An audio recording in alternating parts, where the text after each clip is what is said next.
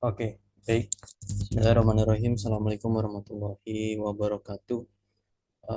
Selamat malam kepada yang terhormat Bapak Unggul Purwadi PhD dan Ibu Rohma Sudiati SMAK selaku dosen pengampu mata kuliah Corporate Governance. Dan selamat malam juga kepada rekan-rekan sekalian yang telah berkenan hadir untuk menyimak presentasi hasil analisis penerapan prinsip corporate governance di PT Maju Amat Sejahtera atau Gademas.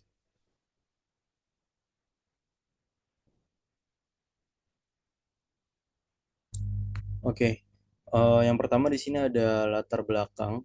Jadi PT Maju Amat Sejahtera atau Gademas ini merupakan salah satu anak perusahaan dari perusahaan swasta yaitu Serba Mulia Group, yang dimana Gademas sendiri adalah perusahaan yang bergerak di bidang pergadaian. Perusahaan ini memiliki tujuan untuk memberikan solusi pembiayaan cepat, aman, dan terpercaya bagi masyarakat. Gademas juga berkomitmen akan terus berkontribusi aktif dalam mengakselerasi pertumbuhan usaha produktif masyarakat.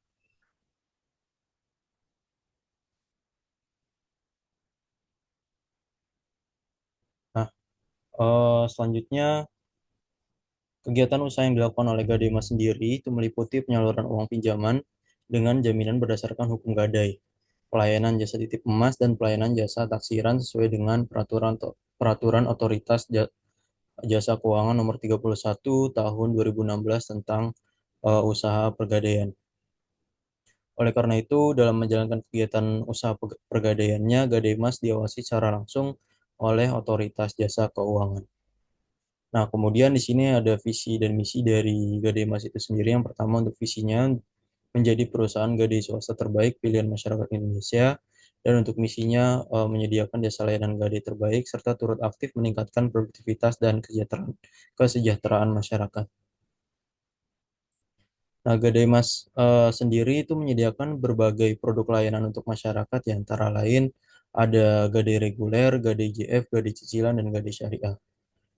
Untuk Gadai Mas sendiri ini memiliki lebih dari 230 unit atau outlet yang tersebar di beberapa yang tersebar di 8 provinsi besar yang ada di Indonesia, yakni ada Gademas DKI, Gademas Sulsel, Gademas Jatim, Gademas NTT, Gademas NTB, Gademas Sumut, Gademas Bali, dan Gademas Kaltim.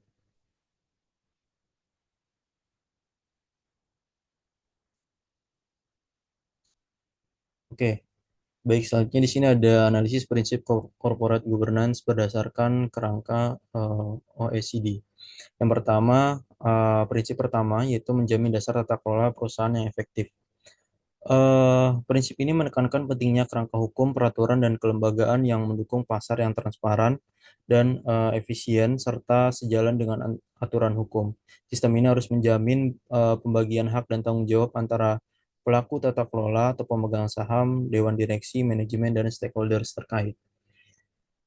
eh Analisis dalam Gademas telah mengantongi izin dari OJK dan tunduk pada peraturan OJK nomor 31 garis miring PJOK titik 05 garis miring 2016 tentang usaha pergadaian. Hal ini menunjukkan bahwa kerangka hukum menjadi dasar operasional Gademas sesuai dengan regulasi nasional yang mendukung tata kelola yang baik.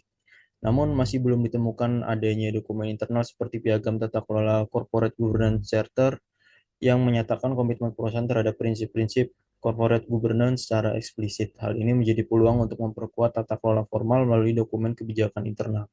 Yang prinsip kedua, yakni ada hak pemegang saham dan fungsi utama pemilik modal. Pemegang saham harus dapat menggunakan hak-haknya, termasuk hak atas informasi penting, hak suara dalam RUPS, dan hak atas keuntungan perusahaan. Prinsip ini juga mengatur bagaimana hak tersebut difasilitasi secara adil dan efisien. Untuk analisis di Gademas sendiri sebagai perusahaan swasta, struktur kepemilikan saham di Gademas cenderung lebih terpusat atau close.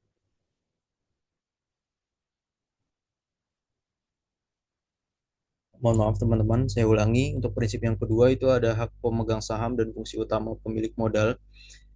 yaitu pemegang saham harus dapat menggunakan hak-haknya termasuk hak atas informasi penting, hak suara dan dalam RUPS, dan hak atas keuntungan perusahaan. Prinsip ini juga mengatur bagaimana hak tersebut difasilitasi secara adil dan efisien. Untuk analisis di Gademas sendiri sebagai perusahaan swasta, struktur kepemilikan saham di Gademas cenderung lebih terpusat atau close ownership. RUPS tetap dilaksanakan sebagai forum pengambilan keputusan strategis, namun tidak tersedia informasi terbuka mengenai perlindungan terhadap hak pemegang saham minoritas jika ada. Perusahaan sebaiknya memastikan bahwa semua pemegang saham memiliki akses yang setara terhadap informasi dan partisipasi dalam proses pengambilan keputusan. Untuk prinsip yang ketiga, ada perlakuan setara terhadap pemegang saham. Jadi semua pemegang saham termasuk minoritas dan asing itu harus diperlakukan secara adil. Mekanisme mekanismenya harus ada untuk menangani penyalahgunaan kekuasaan oleh pemegang saham mayoritas dan konflik kepentingan. Nah, tidak ditemukannya bukti atau mekanisme yang eksplisit menjamin kesetaraan pemegang saham. Dalam perusahaan swasta tertutup, potensi penyalahgunaan kekuasaan oleh pemegang saham mayoritas masih ada. Meskipun risiko konflik lebih kecil karena kepemilikan terkonsentrasi, penting bagi Gademas untuk memiliki pedoman internal yang menjamin kesetaraan dan transparansi dalam perlakuan terhadap semua pemegang saham. Kemudian prinsip yang keempat, ada peran pemangku kepentingan dalam tata kelola perusahaan. Jadi stakeholder seperti karyawan, nasabah, pemasok, komunitas lokal, dan regulator memiliki hak yang sah untuk dilibatkan dalam tata kelola perusahaan. Eh, Perusahaan harus bekerja sama dengan mereka dalam rangka menciptakan nilai jangka panjang. Gademas menunjukkan perhatian terhadap stakeholders melalui layanan pengadaan, nasabah, dan program pelatihan internal untuk karyawan. Namun, belum ditemukan mekanisme formal yang melibatkan stakeholders dalam perumusan kebijakan atau penilaian kinerja perusahaan.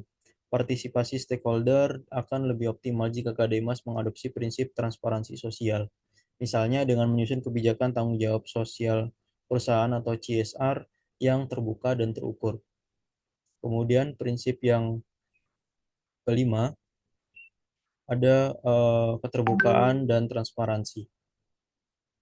Perusahaan harus secara akurat, tepat waktu, dan transparan mengungkapkan informasi material terkait keuangan, kinerja, kepemilikan, dan tata kelola perusahaan.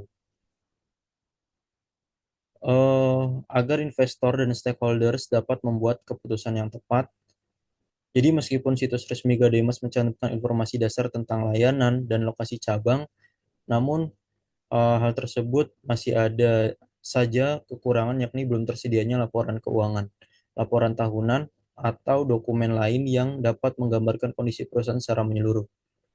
Nah, dari ketiadaan ini menimbulkan kesan kurang transparan dan dapat menurunkan kepercayaan publik maupun regulator.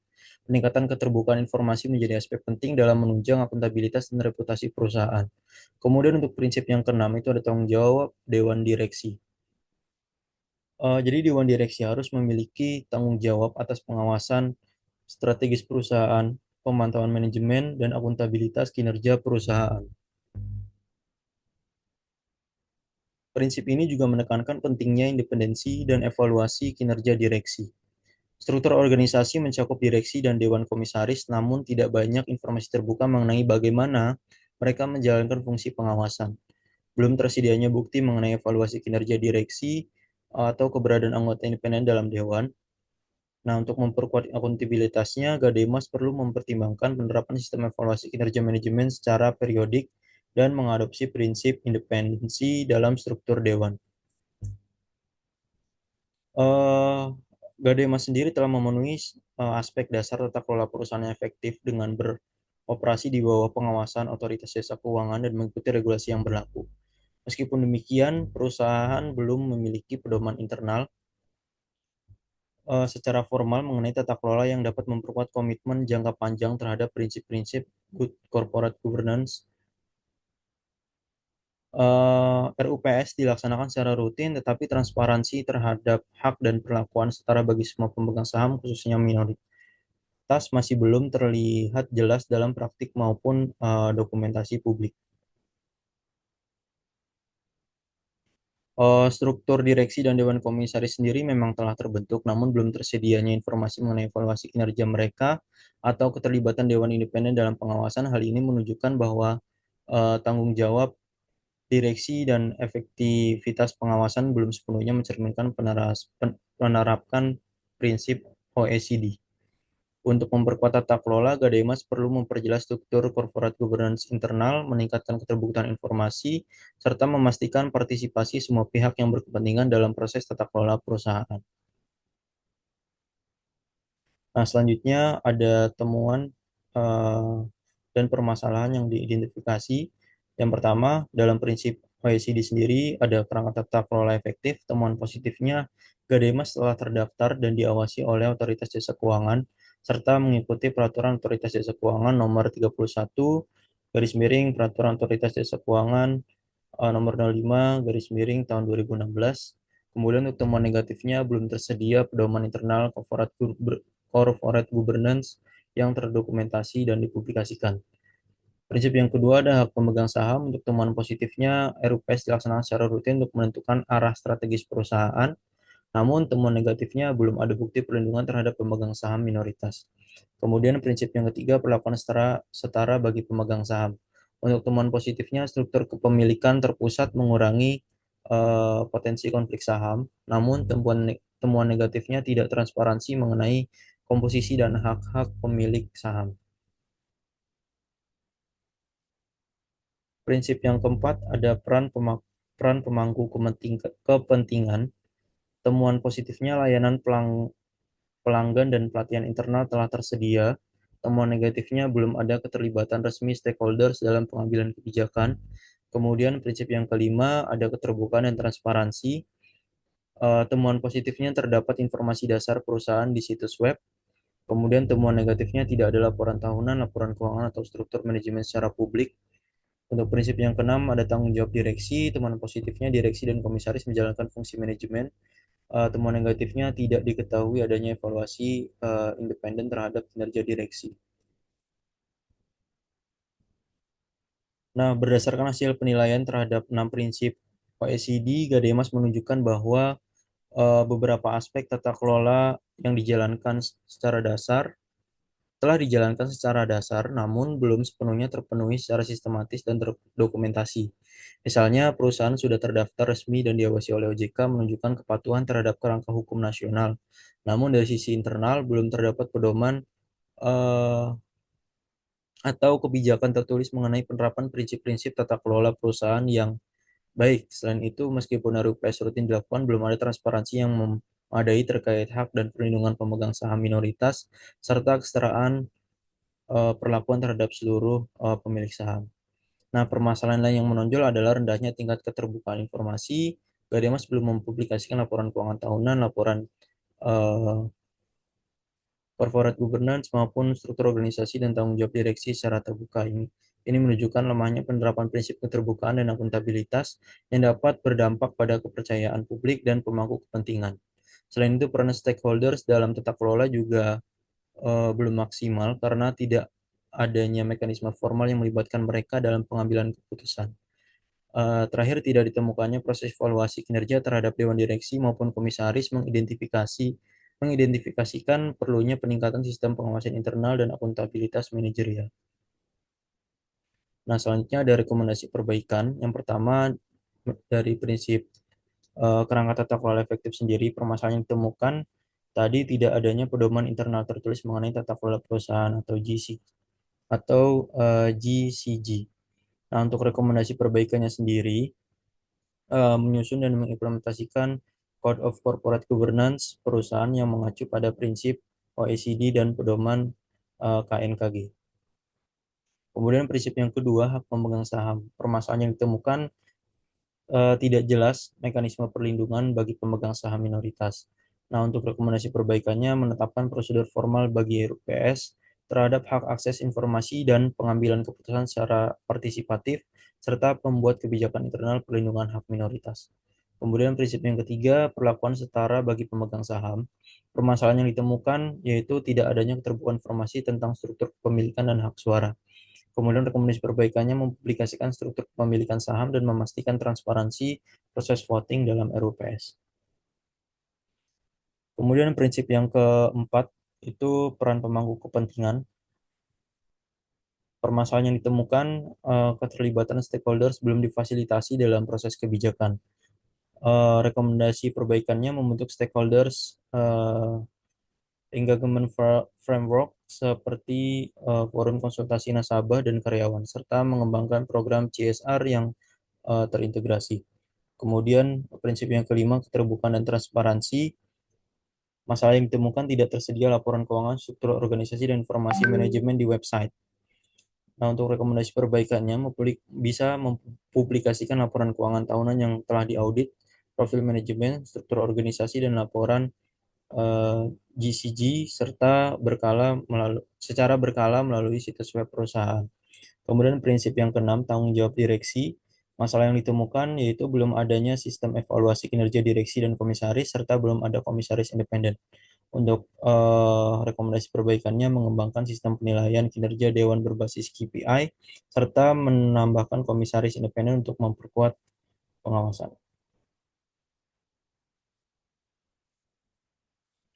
Nah, untuk memperkuat kerangka tata kelola perusahaan yang efektif, Gademas perlu menyusun dan menerapkan pedoman Good Corporate Governance atau GCG secara internal. Pedoman ini harus disesuaikan dengan prinsip-prinsip OECD dan pedoman umum GCG dari Komite Nasional Kebijakan Governance atau KNKG. Keberadaan dokumen ini tidak hanya menjadi dasar perilaku dan keputusan manajerial, tetapi juga menunjukkan komitmen perusahaan terhadap transparansi, akuntabilitas, dan keadilan. Selain itu, dokumen ini juga dapat digunakan sebagai acuan dalam menyusun kebijakan internal dan evaluasi kinerja perusahaan.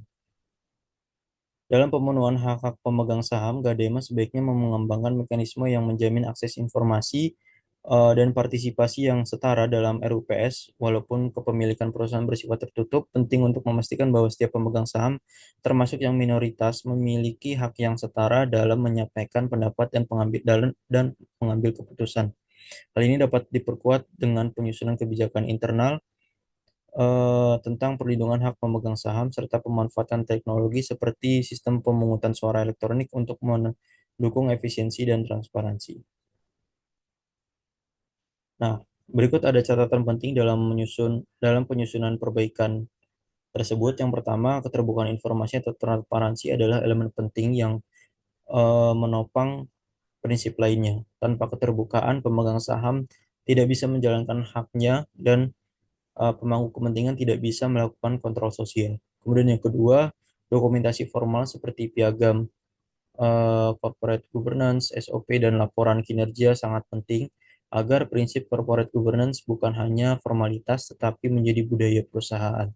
Yang ketiga, penerapan prinsip OECD ini sebaiknya dilakukan secara bertahap dan disesuaikan dengan skala dan kompleksitas usaha Gademas.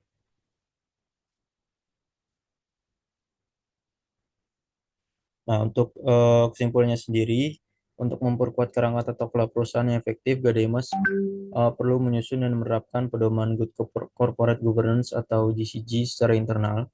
Pedoman ini harus disesuaikan dengan prinsip-prinsip OECD dan pedoman umum GCG dari Komite Nasional Kebijakan Governance. Keberadaan dokumen ini tidak hanya menjadi dasar perilaku dan keputusan manajerial, tetapi juga menunjukkan.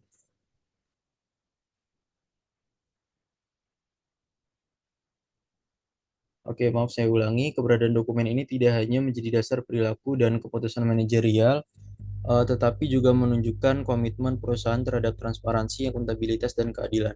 Selain itu, dokumen ini dapat digunakan sebagai acuan dalam penyusunan kebijakan internal dan evaluasi kinerja perusahaan. Oke, di sini ada daftar pustaka yang saya gunakan.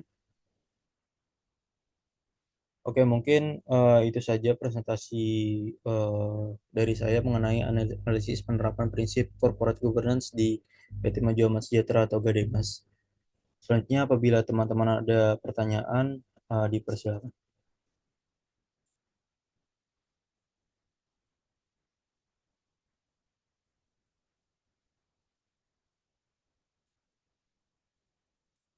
Oke, kepada Fathiatun Nurul dipersilakan. Baik, sebelumnya terima kasih atas presentasinya. Saya izin bertanya, mengapa penting bagi Gadai Mas untuk menyusun dokumen pedoman tata kelola perusahaan? Terima kasih. Oke, terima kasih Nurul. Selanjutnya kepada Nathan dipersilakan. Oke, terima kasih Yusuf atas pemaparannya. Saya izin bertanya terkait apakah risiko yang dihadapi perusahaan seperti Gadai Mas yang jika mengabaikan prinsip-prinsip dari corporate governance sendiri. Terima kasih. Oke, terima kasih Nathan. Selanjutnya kepada Filza dipersilakan. Ya, baik. Sebelumnya terima kasih Yusuf atas presentasinya. Saya mau bertanya, jadi pertanyaannya, bagaimana prinsip transparansi dapat mempengaruhi reputasi dan kinerja jangka panjang Gadai Mas ini? Terima kasih. Oke, baik. Terima kasih teman-teman atas pertanyaannya. Mungkin langsung saja akan saya jawab ya. Tadi untuk penanya pertama itu ada Nurul. Pertanyaannya, mengapa penting bagi Gademas untuk menyusun dokumen pedoman tata kelola perusahaan atau Code of Corporate Governance? Jadi penyusunan pedoman tata kelola perusahaan sangat penting untuk memberikan arah dan batasan yang jelas bagi manajemen, dewan, dan pemegang saham dalam menjalankan fungsi masing-masing. Pedoman ini mencerminkan komitmen terhadap prinsip-prinsip transparansi, akuntabilitas, tanggung jawab, independensi, dan keadilan atau fairness. Bagi Gadema sendiri, keberadaan pedoman tersebut juga dapat meningkatkan kepercayaan dari pemangku kepentingan seperti regulator, mitra bisnis, dan nasabah, sekaligus menjadi dasar dalam menangani konflik kepentingan serta mengelola risiko tata kelola yang mungkin akan muncul di masa yang akan datang. Apakah sudah terjawab, Nurul? Ya, sudah. Terima kasih atas jawabannya. Sama-sama. Oke, baik. Selanjutnya saya akan menjawab pertanyaan dari Nathan. Tadi pertanyaannya, apakah risiko yang dihadapi perusahaan seperti Gademas jika mengabaikan prinsip-prinsip corporate governance? Jadi, jika Gademas mengabaikan prinsip-prinsip corporate governance, perusahaan dapat mengalami, dapat berisiko menghadapi berbagai tantangan seperti konflik kepentingan internal, keputusan manajerial yang tidak akuntabel, serta penurunan kepercayaan publik. Mengingat keterbukaan terhadap informasi ini juga penting karena dapat memicu pengawasan ketat dari regulator dan berpotensi pada sanksi administratif. Selain itu, tanpa keterlibatan stakeholders, perusahaan juga dapat kehilangan dukungan sosial dan loyalitas pelanggan, yang pada akhirnya berdampak negatif pada keberlanjutan dan kinerja keuangannya. Karena seperti apa yang tadi sudah saya jelaskan bahwa memang Gadema sendiri diawasi langsung oleh OJK yang dimana kegiatan usahanya pasti akan ada koreksi dari OJK apabila kegiatan usahanya eh, telah melakukan beberapa pelanggaran-pelanggaran yang bersifat dengan keuangan itu sendiri. Apakah sudah terjawab, Nathan? Sudah sangat terjawab. Terima kasih Yusuf. Oke, baik. Selanjutnya yang terakhir saya akan menjawab pertanyaan dari eh, Filza. Tadi pertanyaannya, bagaimana prinsip transparansi dapat mempengaruhi reputasi dan kinerja jangka panjang eh, dari Gademas? Jadi untuk prinsip transparansi itu sendiri berperan sangat sentral dalam menciptakan kredibilitas perusahaan. Karena dengan membuka informasi penting seperti laporan keuangan yang telah diaudit, kemudian struktur organisasi dan kebijakan manajemen Gademas menunjukkan itikat baik kepada publik atau regulator. Nah, transparansi ini juga memungkinkan para pemangku kepentingan ini untuk menilai kesehatan perusahaan secara objektif. Dalam jangka panjang, hal ini akan memperkuat reputasi perusahaan, menarik investor, meminimalkan potensi penyalahgunaan wewenang, dan menciptakan iklim usaha yang sehat dan kompetitif di sektor pergadaian. Karena seperti yang kita ketahui bersama bahwa usaha pergadaian ini bukan hanya ada satu atau dua perusahaan saja di Indonesia, melainkan ada lebih dari 5 perusahaan yang bergerak di usaha pergadaian. Apakah sudah terjawab, Ilza? Iya, terima kasih Yusuf atas jawabannya. Sama-sama. Oke, baik. Terima kasih kepada teman-teman yang telah menyimak presentasi dari saya dan juga telah memberikan eh, pertanyaan. Mungkin itu saja dari saya. Mohon maaf apabila banyak kekurangan. Terima kasih. Wassalamualaikum warahmatullahi wabarakatuh.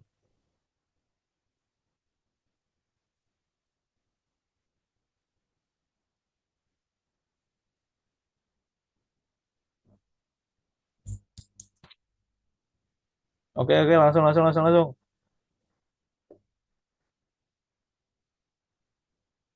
Bisa pakai ini atau mau bikin baru lagi sih? Bikin baru ya? Bikin baru aja. Kalau pakai ini nggak bisa kan? Nggak bisa lama Nggak bisa. maksudnya. Iya, yang nggak bisa, nggak bisa. Ya Ya udah. udah bikin baru aja. Mm-mm. Oke.